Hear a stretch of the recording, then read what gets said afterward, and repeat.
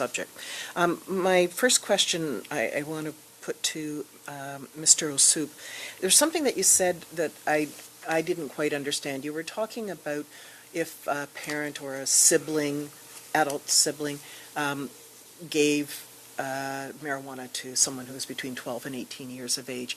You talked about that needed to be, there had to be stronger disincentives for that. And I'm just not sure what you meant. My understanding is, and correct me if you have a different understanding, is that the penalty for that is a criminal penalty of 14 years. In fact, some people are saying that better to have access to the regulated product, and if it was under the 5 grams, make it like alcohol. It's not a criminal offense, it's a ticketable offense for the 23-year-old sibling. Could you just comment on that, because I got lost a little bit there? Yeah, I think that the piece here I'm talking about is the role modeling within the home unit, right? Mm-hmm. And that's more what I'm talking about. I'm not opposed to the decriminalization and the 5 grams. I think we need to have a discussion around that. But it's actually more the role modeling that happens within the home unit, as parents and as older siblings, with the original question, start to grow in their own home.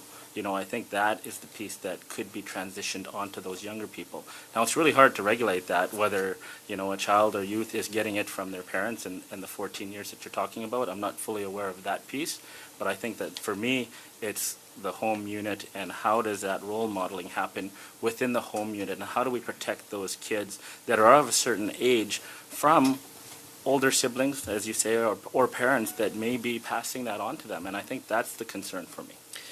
So I think that's an important distinction. I'm glad I asked, because I didn't understand what you were saying.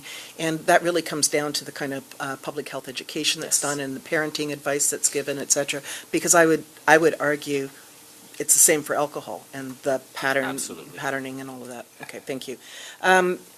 I'd like to ask Ms. Ballerini if the work that you've done with young people included at all Indigenous youth. So in some of our conversations, there was a few Indigenous youth at our roundtable, but yeah, predominantly they were urban young people living in cities like Toronto, for example, Vancouver, Okanagan. So we do actually see a need for resources to be tailored to, for example, Indigenous communities, and that's a big spot of action, I think. Okay, and I think there is some evidence that is coming from communities of consultation with Indigenous youth, but I think we don't understand, when we talk often about this being a public health issue and a health orientation issue, for those communities it's also a social issue, of tremendous import. So anything you do have on that or come across, please feel free to send it to us. Absolutely. Do I still have? Yes, you do. Okay, thank you. I wanted to ask Monsieur Perry or Mr. Barnes, from your organization's perspective, the critical issue of the connection between mental health and cannabis. And I agree with those who are saying that the evidence is the chicken and egg argument. We don't know a lot, and hopefully we will know much more with the kind of focus on research that is also being brought about by this bill. But I remain concerned that whatever the reasons are that a young person has mental health issues, whether it was triggered by substance use and or abuse, or whether that is a product of the mental health challenge, we've got growing numbers of young people with mental health issues in our country, in North America, and around the world, if I read OECD reports.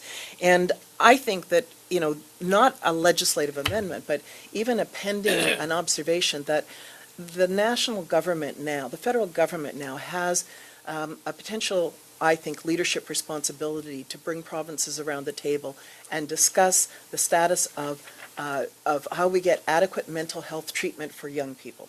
Is this something that you have talked about, or would you support a call for a FedProv national strategy for addressing youth mental health issues, not just because of cannabis, but in general, and knowing that there is some connection here, and so we have a higher obligation if we're introducing this legislation to make sure we're also providing supports and treatment? Definitely there's an overlap between mental health and drug consumption. There's a connection there that's absolute, and it always goes back to the why are children consuming drugs in this day and age? What is their relationship with drugs, and why do they think that's the solution? And I think, so there's an education piece, but there's also, of course, some mental health support, because we've seen that in Toronto this week, how devastating the impact can have on somebody with a mental health issue. So we need to do more. I think that, with the latest campaigns that have been on mental health, it's taken away some of the stigma from that. So that's a good first step. But probably Glenn can talk about the issue of trying to get treatment right now. Well, I want to go back to what causes what. And the real answer is we don't know. Yeah. First of all, start off with the premise that let's look at the brain, and we know most probably 1/1000th of what it does, and until we figure what happens in that skull, we'll never be able to answer the question of causal relationship. What we do know is that in a treatment facility, I see not cannabis alone. I see polysubstance use. And polysubstance use are the big four: alcohol, cannabis, cocaine, and ecstasy. And those are the problems that are tackling the kids today. Thank you.